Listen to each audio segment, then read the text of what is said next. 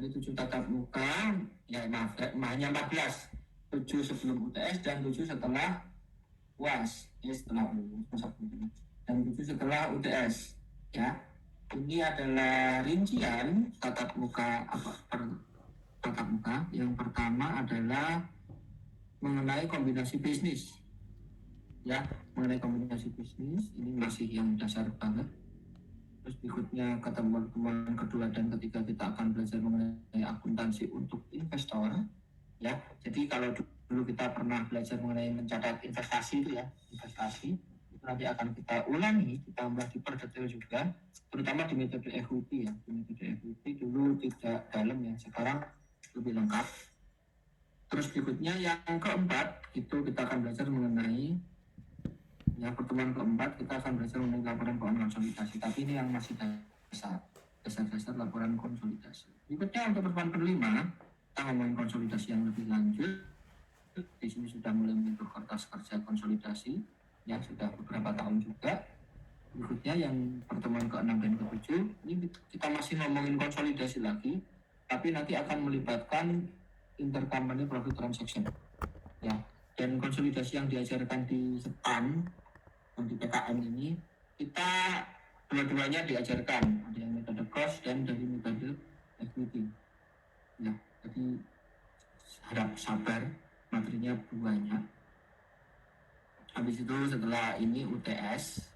Setelah UTS kita akan masuk pertemuan ke-9 dan ke-10 di mana akan belajar mengenai masih konsolidasi dengan ini agak salah nih, harusnya cost dan equity ya. Cost dan equity yaitu ada transaksi intercompany-nya, transaksi intercompany, tapi di sini adalah aset tetap. Ya, kalau tadi hanya inventory, di sini aset tetap. Bakal tetap. Berikutnya 11-12 kita juga intercompany lagi di sini, tetapi yang ini intercompany dipertukarkan itu adalah obligasi.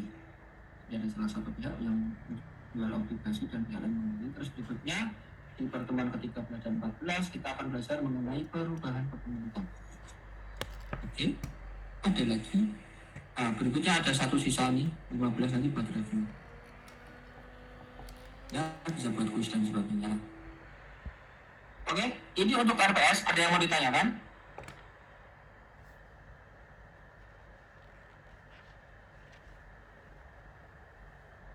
Kalau tidak ada, kita lanjut ke materi perkuliahan.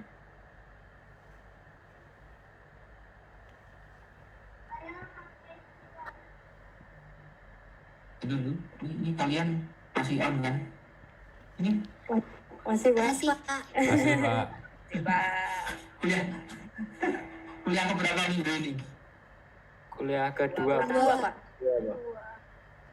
Kedua, pantesan masih jet lag.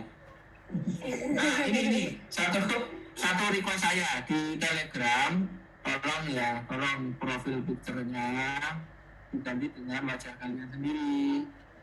Oke. Kaget loh melihat kelas saya, waduh, ada Kim Jong Un. Saya melihat ada pandanya. Memang saya pawang binatang, bukan, saya cuma ngejar AKL. Ya diganti ya, biar sudahlah kita nggak ketemu di kelas, ketemunya cuma di meet, itu pun juga kalian juga matiin itu, sementara profil picture-nya malah diganti avatar. Origin of M. Oke.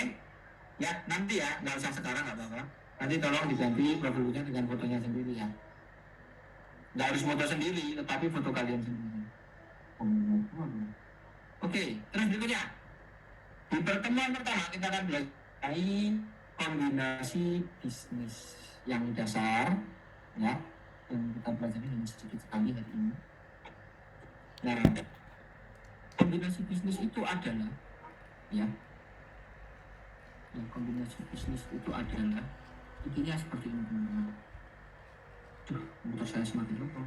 Sabar ya, ini ada agak lagi. Nah, jadi misalnya ini ada perusahaan A dan ada perusahaan B. Nah, aduh Pak, saya berusaha sendiri susah nih.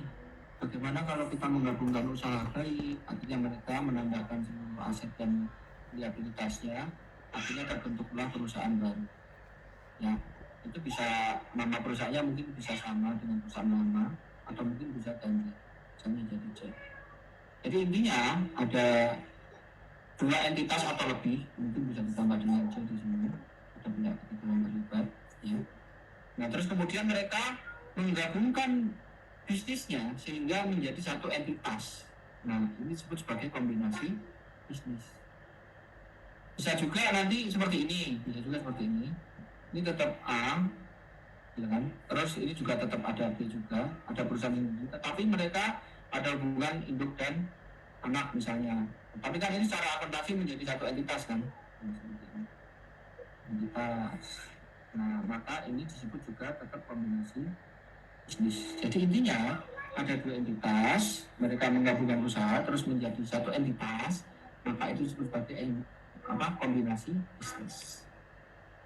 Bisa dipahami? Saya Pak. Oke, saya aman. Nah, jenis-jenisnya itu ada yang namanya horizontal integration, ada yang namanya vertical integration, terus ada yang namanya conglomeration. Nah, horizontal itu apabila bisnisnya itu lininya masih sama, misalnya ini. Ini contohnya di perusahaan apa? Kombinasi bisnis yang paling hangat itu apa ya? Oh iya, misalnya Bukalapak. Bukalapak dia gabung sama apa? Toko itu ya. Nah, ini bisnisnya sama nggak? Sama, Pak. Sama kan? Sama, Ini, Pak. ini sama-sama marketplace. Ini mereka gabung, hubungannya jadi induk dan anak seperti ini, ya kan? Nah, ini disebut apa namanya? Horizontal integration. Lininya sama. Oke, bisa dipahami? Bisa ya? Bisa, Pak. Sedangkan yang vertikal itu lini bisnisnya itu yang diakuisisi itu satu tingkat di bawahnya atau satu tingkat di atasnya. Yang namanya proses bisnis itu kan ngalir ya. Seperti ini. Nah, itu misalnya induknya di sini, dia bergabung atau membeli perusahaan yang ada di sini lini bisnisnya. Mau digambarkan? Contohnya begini lah, contohnya begini. Di tahun 2016, CIMB, ngerti CIMB kan? Itu yang kantornya ada di Bintaro itu loh, di dekatnya apa namanya Taman Menteng. Nah, itu dulu dia membeli apa? Bertanya O, berikutnya V, berikutnya O. OVO Vivipar bukan OVO doang. Dia beli OVO. Ya, ini bisnisnya adalah perbankan secara global. Ya kan, perbankan semua perbankan dilakukan, kredit lah, asuransi kah. Ya. Nah, dia membeli anak perusahaan namanya OVO, di mana bisnisnya itu di dalam lini perbankan juga, tetapi hanya spesifik di bagian fintech. Ya, nah ini disebut sebagai integrasi vertikal, ya, karena yang dibeli sama CIMB OVO ini, yang ini bisnisnya itu merupakan bagian dari apa namanya masih dalam rangkaian proses bisnis tetapi di bawahnya. Oke. Jadi paham ya, ini vertikal integration. Atau misalnya nih saya ngarang aja nih, ini nggak terjadi ya. Contoh ini misalnya kita ada Indomie, ini Indomie. Terus dia membeli misalnya Bogasari, Bogasari itu pakai apa? Pakai tepung ya. Nah, ini kan stoknya kan butuh tepung nih, ya kan? Butuh tepung ya. Nah, ini berarti apa? Integrasi apa? Kalau Indomie, misalnya Indomie, ini tidak terjadi loh ya, ini ngarang lagi ya. Dia membeli Sarimi, ya kan? Atau membeli Samyang, misalnya. Samyang, apa kue kerungu, hahaha. Terus Wow. Bapak lucu. Apa kamu bilang? Santai aja dong, biar kelas yang bagus ya. Nggak lucu juga nggak apa-apa kok. Nah ini sama kan, sama-sama bikin mie kan. Nah ini berarti integrasi apa ini? Horizontal. Horizontal. Oke. Kalau misalnya Indomie kan, Indomie kan semua orang tahu ya, Indomie. Terus dia membeli kecap sedap misalnya, bukan yang minyak ya, yang kecap ya. Nah ini berarti vertikal apa horizontal? Oh, vertikal. Ini vertikal. Vertikal. Paham ya? Nah, Sama. oke, bisa dimana ya? Ini vertikal. Tulisannya ngacak di mana-mana. Apa ya? Terus berikutnya ada lagi selain vertikal dan horizontal itu yang namanya kombinasi bisnisnya itu yang conglomeration. Gimana proses akuisisi atau proses kombinasinya tadi itu nggak nyambung. Ini bisnisnya itu sama sekali nggak ada hubungannya, tidak segaris. Ya, contohnya misalnya ini yang terjadi beneran. Tempat nulisnya sudah habis. Di sini nggak bisa ya. Di sini ya, ini dulu, ini Unilever. Unilever itu produknya apa? Kebanyakan kan ada sabun, ya kan? Terus kemudian ada apa lagi? Ada sampo. Ada apa lagi? Makanan. Makanan, Pak. Makanannya apa? Coca-Cola. Coca-Cola bukan. Coca-Cola Coca-Cola Company. Oreo.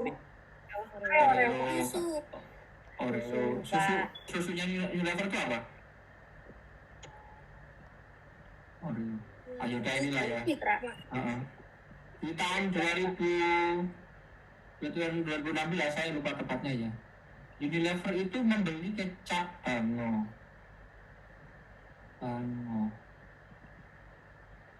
Nah, ini ada nggak dengan lini bisnis dia yang utama yang sebelumnya sudah ada?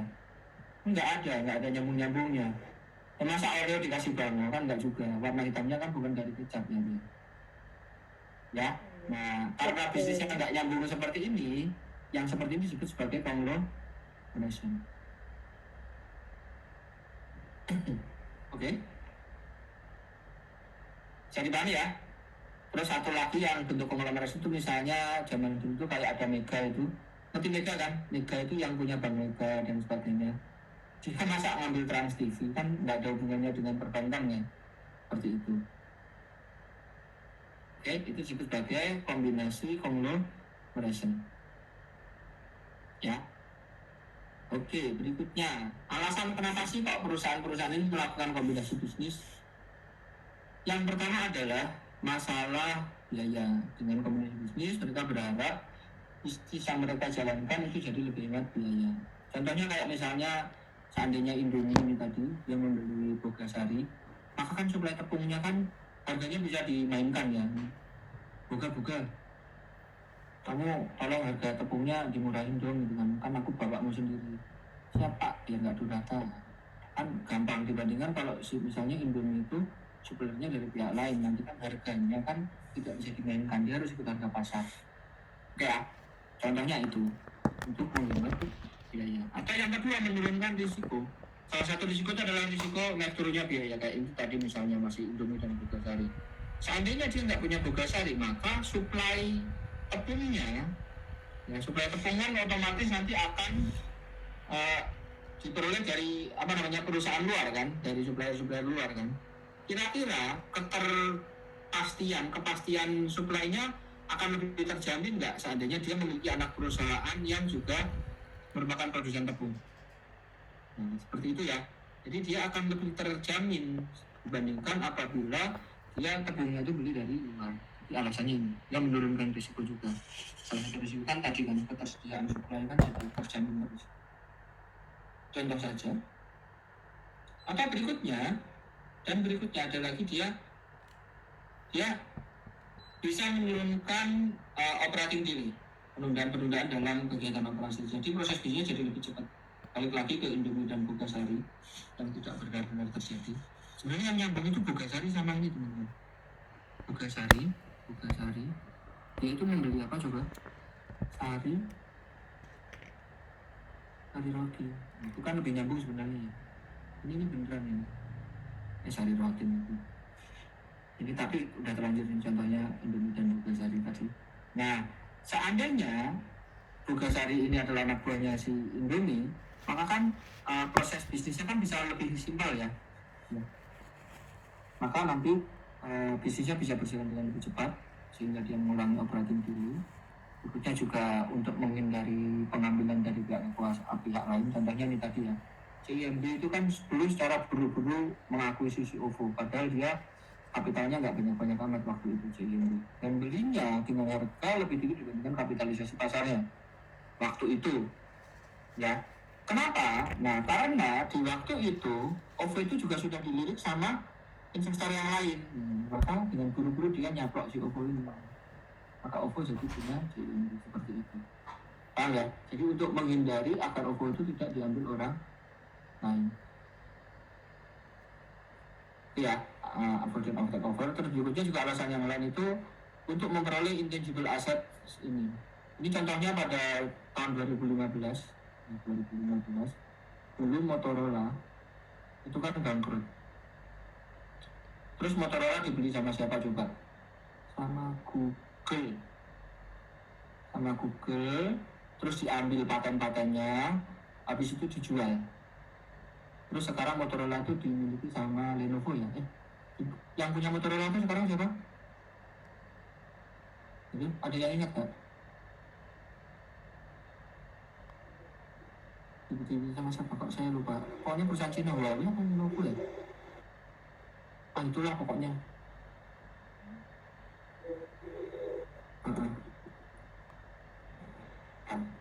Ya aku beli dulu kok saya lupa.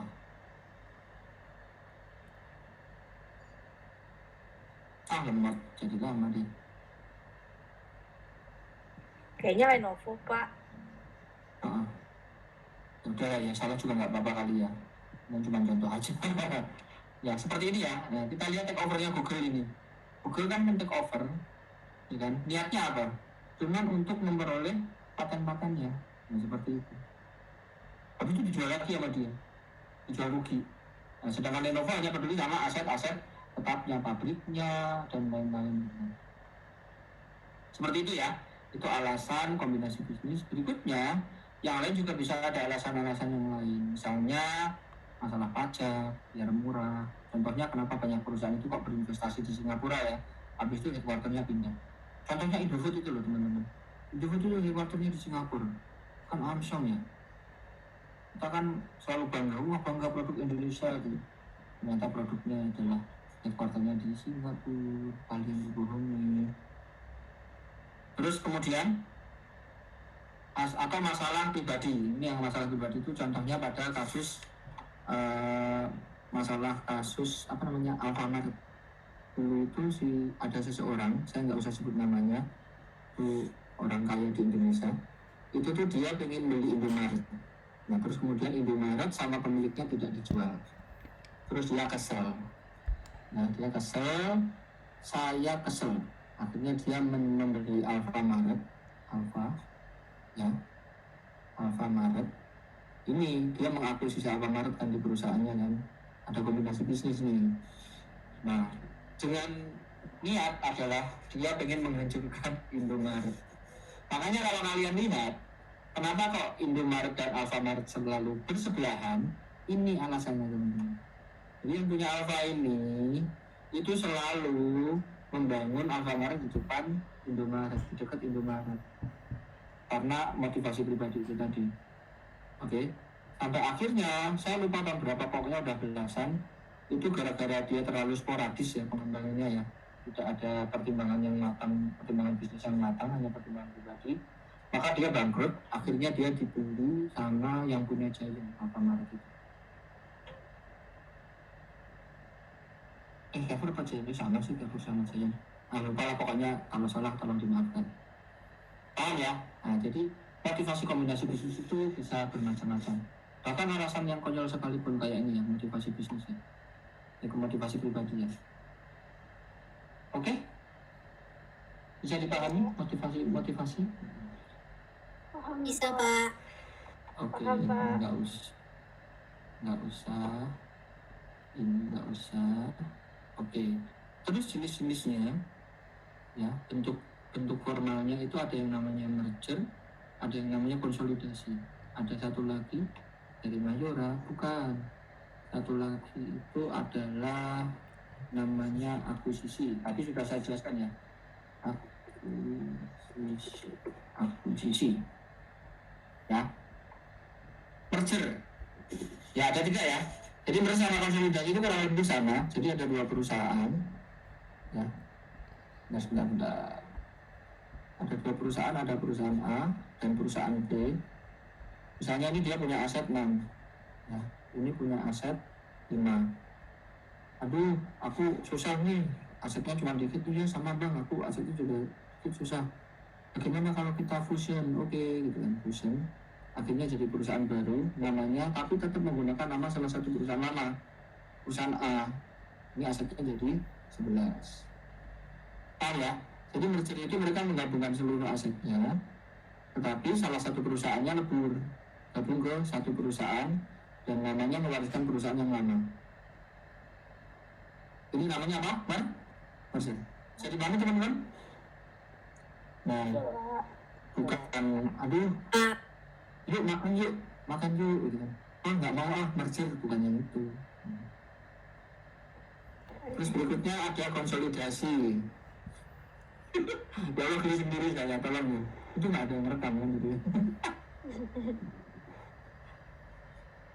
Konsolidasi ini hampir sama kayak merger, tetapi bedanya adalah ini ada perusahaan E, ada perusahaan F. Aduh susah nih usaha, modalku cuma 6.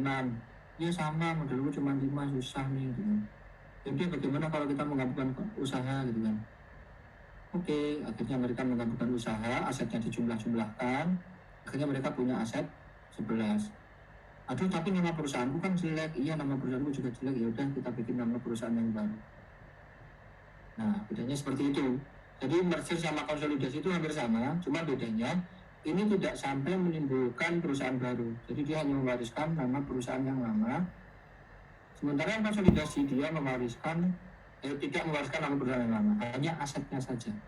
Ya, jadi nanti dia akan menciptakan perusahaan yang baru. Jadi nanti mendaftarkan ADART perusahaan baru. Oke? Saya dipahami bedanya merger sama konsolidasi? Bisa Pak? Apa?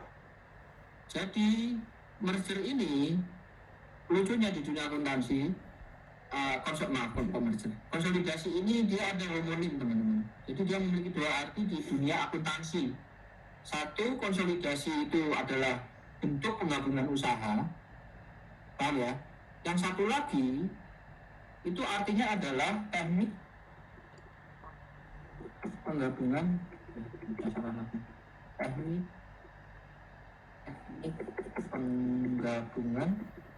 laporan keuangan. Nah, tapi ketika kita ngomongin chapter 3 konsolidasi laporan keuangan, ini adalah konsolidasi dengan pengertian yang berbeda. Jadi jangan kecampur-campur ya. Ini homonim teman-teman. Jadi dia memiliki 2 makna. Ya, di satu sisi dia adalah kombinasi bisnis, konsolidasi 2 perusahaan menjadi 1 perusahaan baru. Atau di sisi lain nanti ketika chapter 3 kita ngomongin adalah ketika kita memiliki anak perusahaan, laporannya harus kita gabungkan, itu namanya adalah konsolidasi. Jadi ini pengertian yang berbeda. Cari Bani? Bisa Pak. Bisa Pak. Ini satu kata memiliki 2 makna yang berbeda, artinya apa? Homonim ya, homonim. Berbeda ya, tapi homonim nggak apa-apa lah. Terus berikutnya, nanti ada yang tersinggung lagi terus lapor ke Komnas. Komnas ini Pak, dosen saya homofobia lah. Saya bilang homonim, mana sih?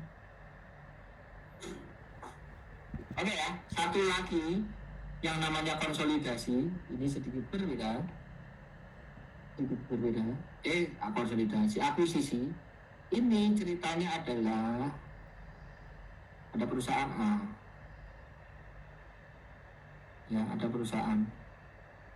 Nah, dia membeli perusahaan lain. Ya, jadi sahamnya itu mayoritas sama dia dibeli. Bisa 100%, antara 100% sampai 60% ya, ini perusahaan A.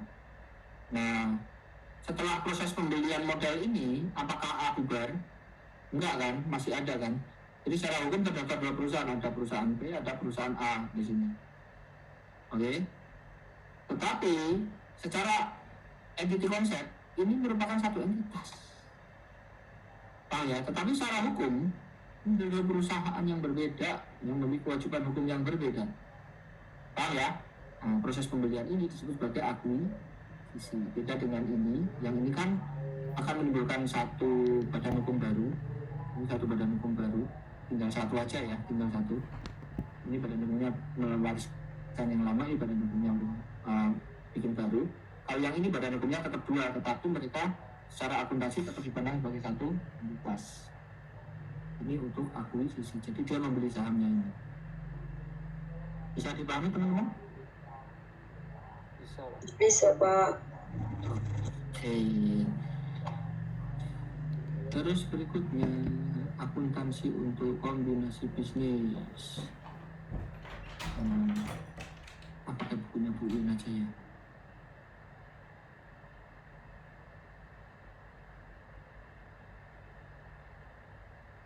Nah.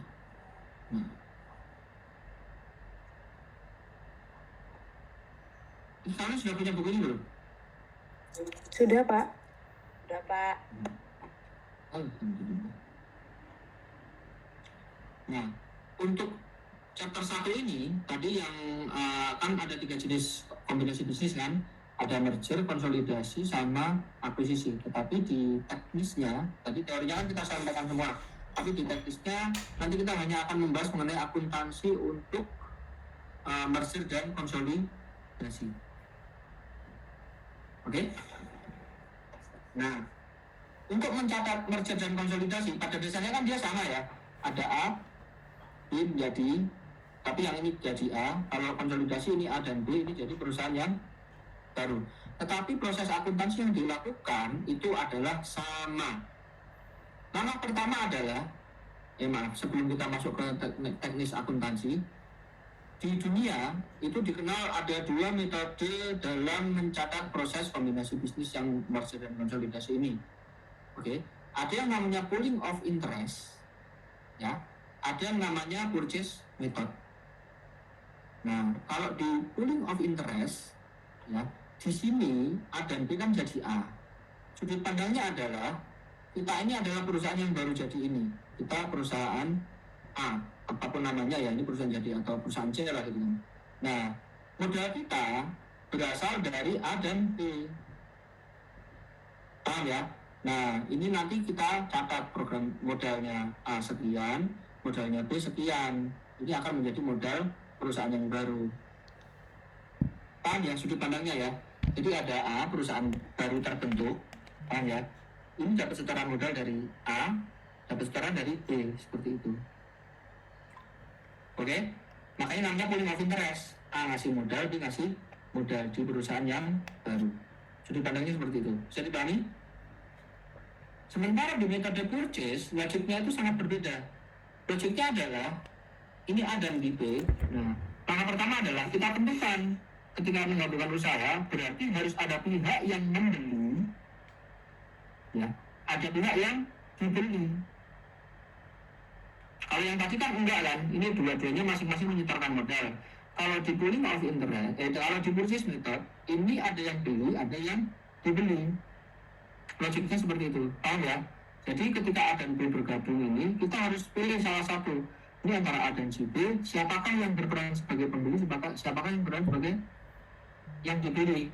Maka nanti ketika sudah ketemu, oh ini kan jadi A, itu yang beli yang A dong, kayak gitu. Paham ya? Maka nanti si A akan berperan jadi pembeli, yang ini berperan sebagai yang dibeli. Jadi nanti ini akan nyetorkan modal ke A. Jadi bukan di sini ya, A-nya itu dilihatnya di sini. Yang B akan nyetorkan modal ke A. Paham ya? Sementara A itu tuh seolah-olah dia membeli, dia menyerahkan kas atau aset yang lainnya ke pemilik perusahaan B. Jadi dia membeli net asetnya si B, ceritanya begitu. Jadi paham teman-teman? Atau ketika dikonsolidasi juga sama. Ini A dan si B, kan jadi C nih. Nah, antara A dan si B ini harus kita pilih nih, perusahaannya dipilih. Ini mana sih yang berperan sebagai pembeli, si A atau si B?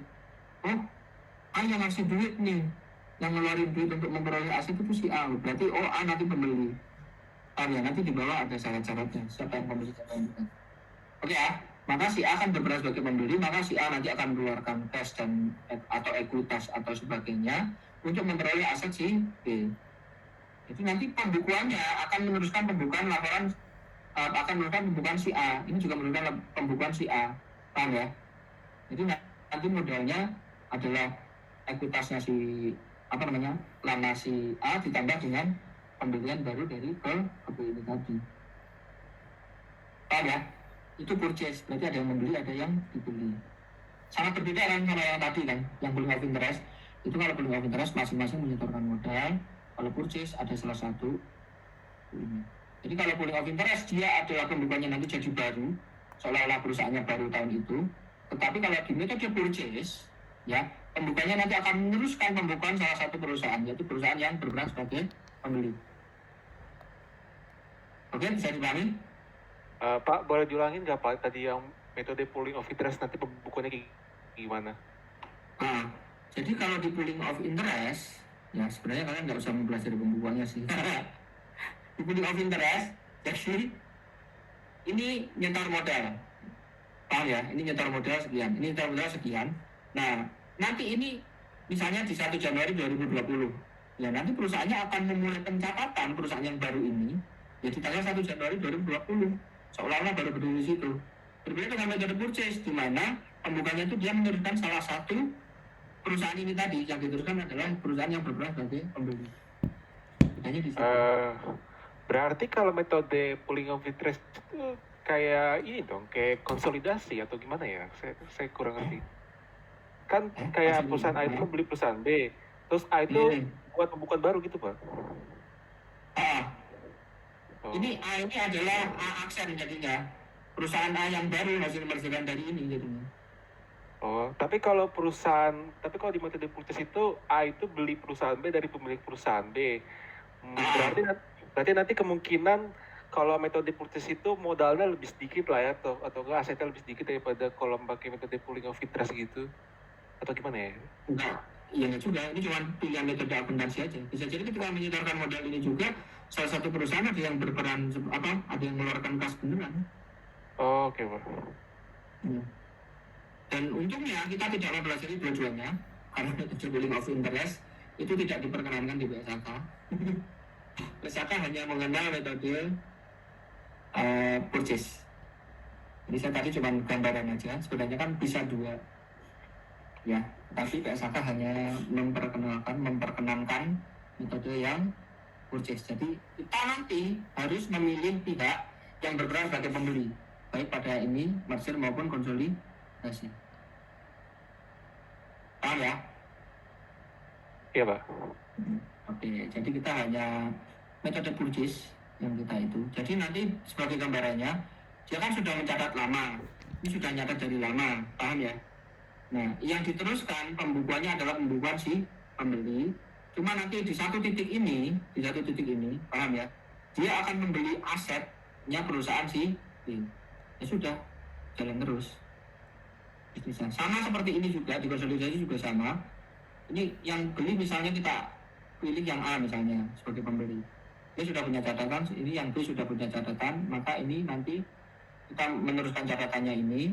Tapi di titik merger ini, di konsolidasi ini, dia membeli asetnya si B. Ya udah bisnis diteruskan. Seperti itu logiknya di metode purchase. Bisa dipahami teman-teman? Salah. Oke, sudah. Oke, terus berikutnya langkah-langkah dalam melakukan pembukuan metode purchase adalah yang pertama, satu tadi sudah kita sebut, itu adalah mengidentifikasi atau menentukan siapakah yang berperan sebagai pengakuisisi atau pembeli. Paham ya? Nah, pengakuisisi adalah itu nanti secara akuntansi dia adalah pihak yang akan memperoleh kendali atas perusahaan yang baru tadi.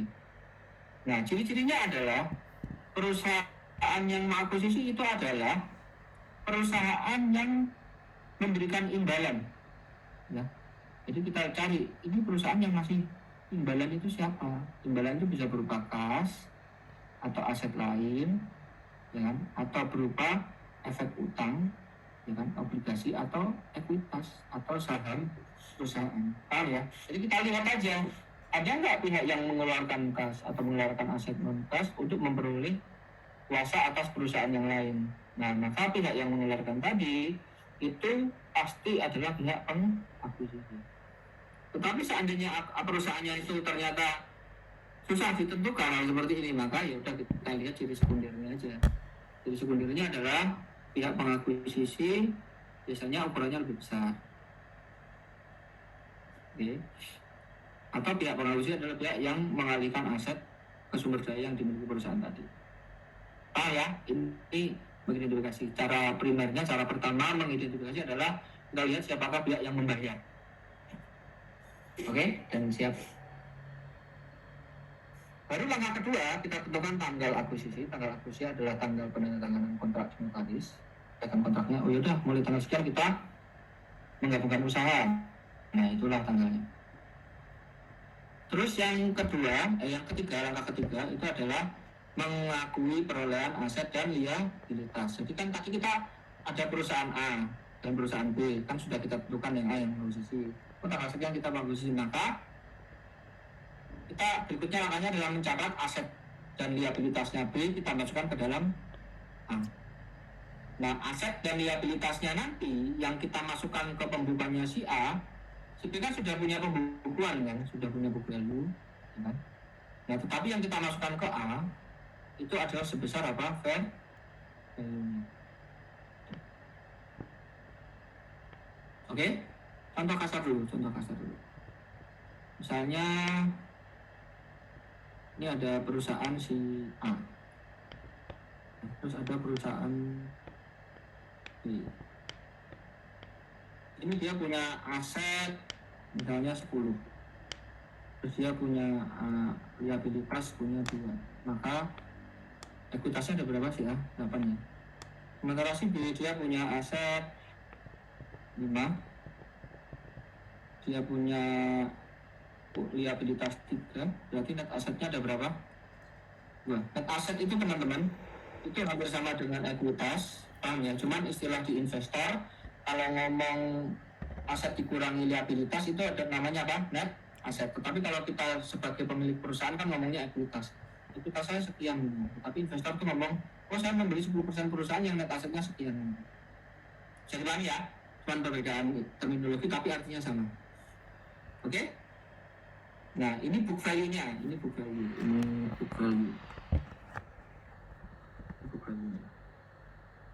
Oke, masih ingat ya, ini perusahaan A, ya. Ini dia punya net aset berapa tadi? Dia punya liabilitas 2, terus dia membeli apa? Ini 8, terus kemudian ini ini punya aset 5, ada liabilitas juga, maka net asetnya ada 2. Nah, di suatu hari ya, si A ini memutuskan untuk merger dengan si B, ya, memutuskan merger dengan B dengan bayar 2 misalnya. Bayar 3 misalnya. Kenapa sih dia mau bayar 3? Ternyata setelah kita ukur ternyata fair value aset si B itu adalah berapa? Misalnya saya naikkan 1 ya, jadi 6 ya, ini 6. Terus kemudian ya liabilitasnya tetap, maka net asetnya jadi berapa? Jadi 3. Paham ya? Maka di tanggal merger tadi, di tanggal penggabungan usaha, si A nanti akan menjurnal, dia akan memperoleh asetnya si B, asetnya di jurnal sejumlah fair value, liabilitas, fair value, terus berikutnya kita jurnal liabilitasnya ada berapa? Nanti akan keluar cash berapa? Keluar cash 3.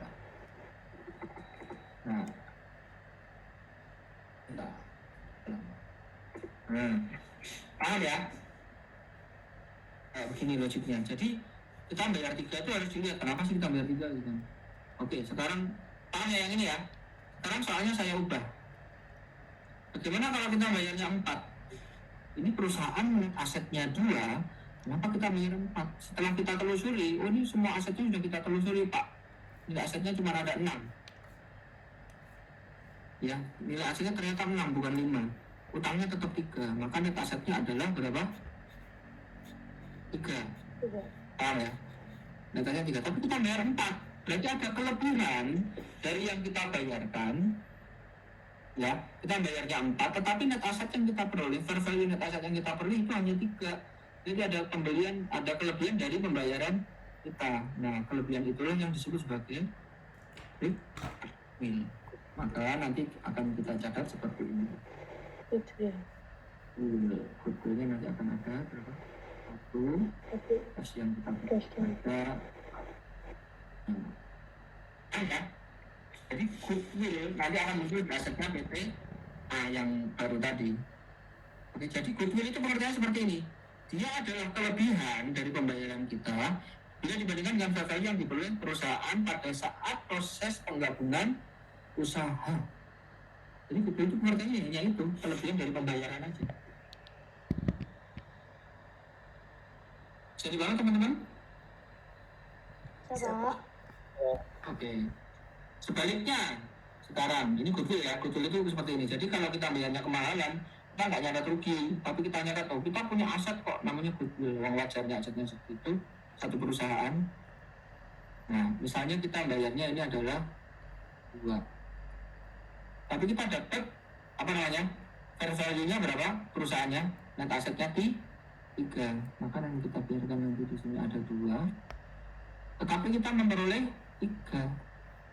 Istilahnya ini namanya adalah negatif goodwill.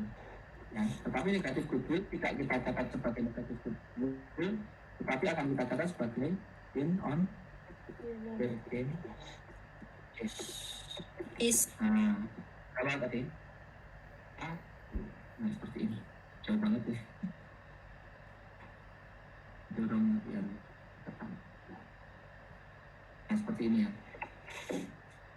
Oke ya, caranya seperti itu ya. Jadi kita akuisisi. Dalam rangka merger tadi, pertama kita harus menentukan identifikasi siapa yang membeli, siapa yang dibeli, terus berikutnya melakukan akuisisi, terus baru berikutnya kita menjurnal, kita akuisisi asetnya. Caranya tadi seperti ini. Ini contoh simpel, berikutnya kita masuk ke contoh yang lebih besar. Oh ya, biaya akuisisi, biaya transaksi. Biaya transaksi itu ada tiga nanti dalam beli. Ada biaya yang terkait pembelian. Biaya terkait pembelian itu cash yang kita keluarkan ini tadi. Ya, ini tadi ya. Ini berarti biaya pembelian. Nanti akan masuk sebagai ya merupakan harga dari aset yang beli. Terus ada biaya langsung lainnya. Itu terkait biaya dalam menggabungkan usaha, kan bayar notaris dan sebagainya ya, bayar jasa akuntansi, konsultan. Nah, biaya terkait penggabungan usaha terkait merger dan konsolidasi tadi itu dia akan dicatat sebagai beban pada tahun berjalan, jadi expense nanti ya teman-teman ya. Nah, sementara ada biaya yang ketiga, kadang-kadang dalam rangka membeli perusahaan itu tuh perusahaan akan mengeluarkan nggak cuma cash ya, kadang-kadang dia akan mengeluarkan ekuitas misalnya. Dia mengeluarkan ekuitas, ya, dia ngeluarin saham ya. Kok ekuitas sih? Kita ini ya. Nah, dalam mengeluarkan saham ini kan ada biaya pencatatannya kan, ada biaya daftar dan sebagainya. Nah, biaya ini nanti yang kita keluarkan terkait penerbitan saham atau obligasi, nanti itu akan kita kurangkan perlakuannya ya, kita kurangkan terhadap premium saham atau premium obligasi. Nah, seperti itu perlakuannya. Oke ya, itu patokannya ini aja nanti. Kalau ujiannya penuh berarti kalian bukan ini ya. Paham ya? Ya ada 3. Goodwill tadi sudah saya jelaskan gimana munculnya. Ada azan, kita tunggu sebentar ya teman-teman ya. Nanti saya teruskan setelah azan selesai. Baik, Pak.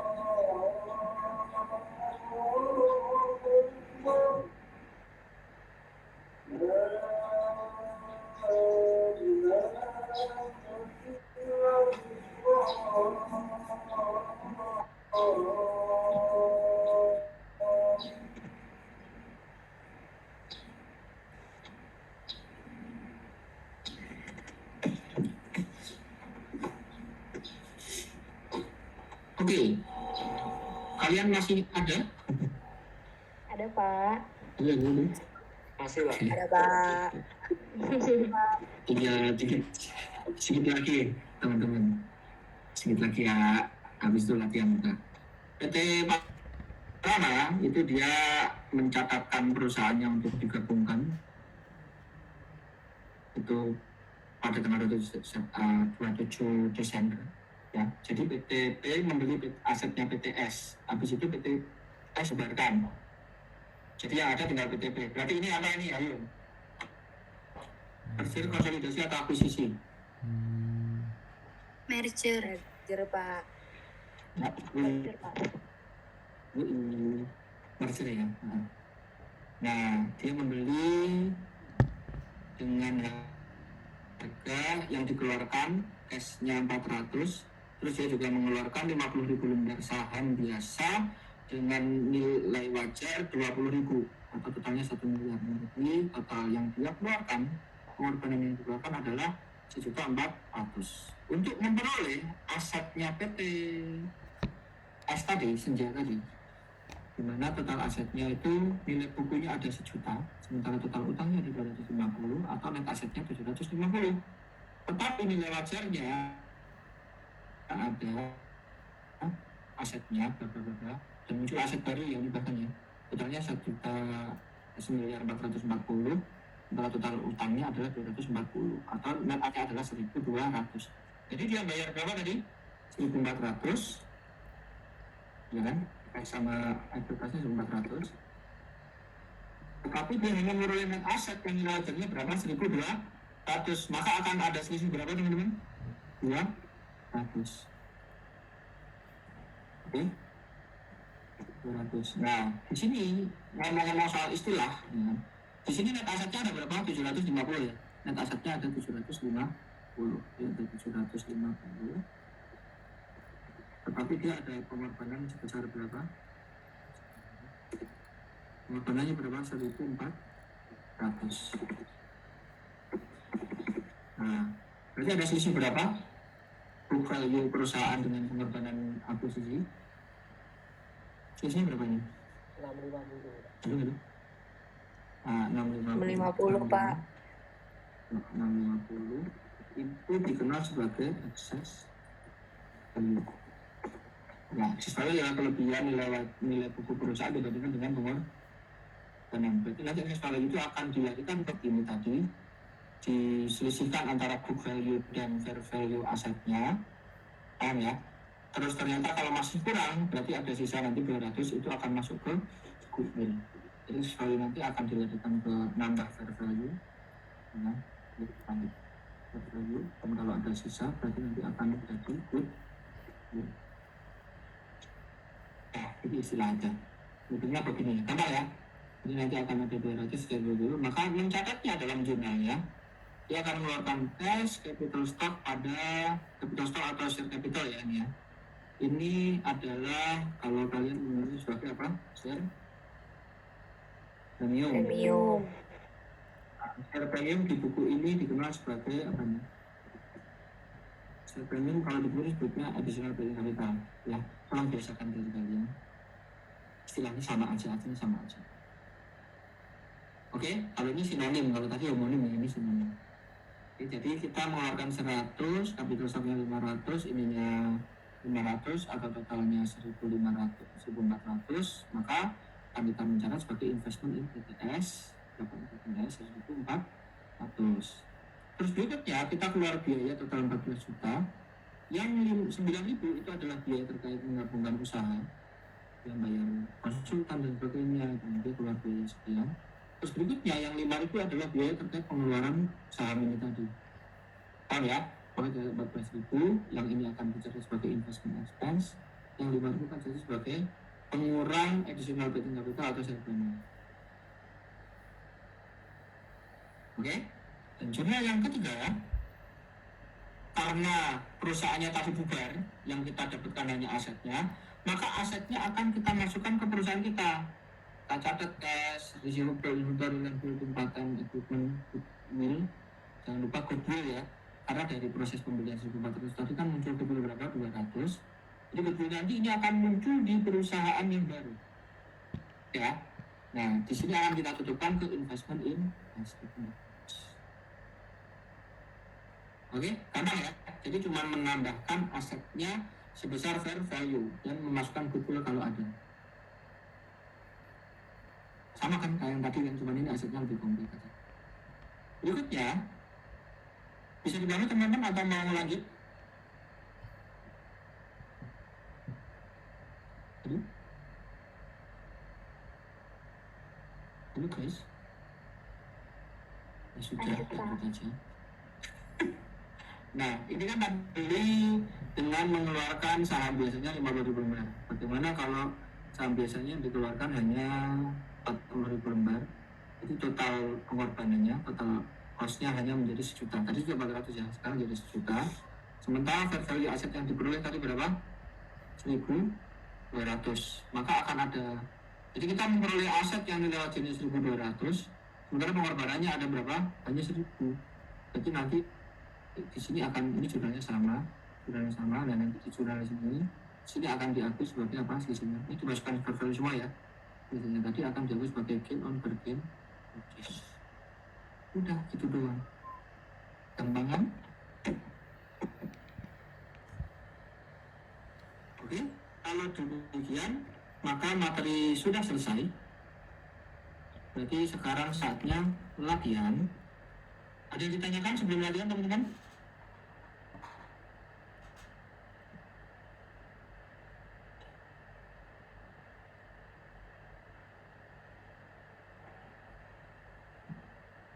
Tanya Pak, Halo? Iya, silakan. itu kalau akuisisinya pakai yang share, berarti itu harus pakai harga pasarnya Pak, meskipun harganya terlampau jauh dari fair value-nya. Harga pasar sama fair value kok bisa jauh? Di sini nggak beda jauh dong. Fair value asetnya kan? Iya Pak, Iya, iya. berarti harus pakai. Iya, karena dalam membeli perusahaan itu beda dengan membeli aset teman-teman. Berarti nggak akan mungkin Iya. beda ya Pak? Nggak akan Ya, mungkin beda beda jauh. mungkin. Ya enggak, tetap bisa aja, nggak masalah. Ya, jadi patokannya ya kita pakai fair value dari saham itu tadi. Karena logiknya beda ya dengan dulu di di AKM kan kita membeli aset tetap ya. Cost-nya kan sebesar aset yang kita peroleh kan. Aset dulu yang kita peroleh baru pakai harga pasar saham. Tapi ini membeli perusahaan ceritanya. Logiknya jadi berbeda, aturannya beda. Iya, Pak, makasih Pak. Oke, ada lagi? Jadi intinya ya udah kita tutup mata aja pakai harga. Kalau membelinya pakai saham berarti ya udah kita pakai fair value saham ditambah dengan aset lain yang kita keluarkan. Oke, Bu? Pak, izin bertanya, Iya, silakan. kalau misal ada ACC depreciation sama AFDA itu perlakuannya gimana ya Pak kalau kita mau mengakuisisi? Jadi kan di sini yang kita masukkan kan hanya fair value-nya teman-teman. Hanya yang kolom ini Ya. loh. Ya kan perusahaannya kan punya pembukuan lama nih. Paham ya? Yang Ya. kita pakai pembukuan lama atau yang nilai yang baru ini? Yang nilai baru wajar. ini. Nah, nilai wajar. Maka nanti kalau gedung dan sebagainya ya berarti seolah-olah dia kayak habis beli baru. Oh, berarti 0 ya Pak jadinya ya Pak nanti. Iya, kalau receivable ya kita anggap ya ini ya udah 140 aja gitu kan. Adanya gimana ya itu nanti kan jurnal penyesuaian di akhir periode aja. Seperti itu. Makasih Pak. Oke, sama-sama. Halo? Ada lagi? Kalau tidak ada, berarti kita masuk ke sesi latihan. Latihannya itu adalah di buku workbook. Ya, pilihan 1 dan 2. Terus kemudian kasus 1. Oke, ini kali ini dikerjakan sekarang ya. Kerjakan sekarang. Cukup sekian untuk sesi online meetingnya. Habis ini kita masuk ke sesi latihan. Nanti kelas saya tutup jam 1 ya teman-teman ya. Kalau ada pertanyaan langsung saja ditanyakan via Telegram. Oke? Ayo, Baik, oke, Pak. jodoh. Oke. Oke, Pak. Nggak ada semua. Ya, satu